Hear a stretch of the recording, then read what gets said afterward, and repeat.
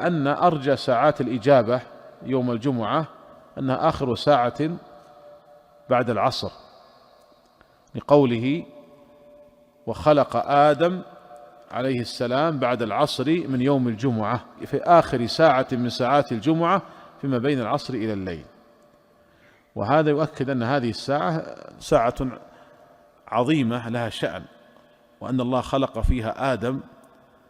وقد ذكر ابن القيم في الهدي أن أهل الكتاب يعظمون هذه الساعة، وأن هذا مما لم يدخله التحريف، لأنه لا غرض لهم في تحريفه، فهذه الساعة معظمة عند أهل الكتاب، فهي أرجى ساعة توافق ساعة الإجابة يوم الجمعة.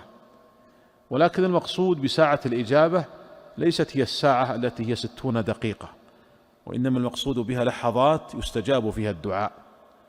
وأرجى أوقات هذه اللحظات التي تسبق غروب الشمس يوم الجمعة بعد العصر، فهذه ينبغي للمسلم أن يحرص على أن يدعو فيها، لأنه قد يوافق دعاؤه ساعة الإجابة فيستجاب له الدعاء.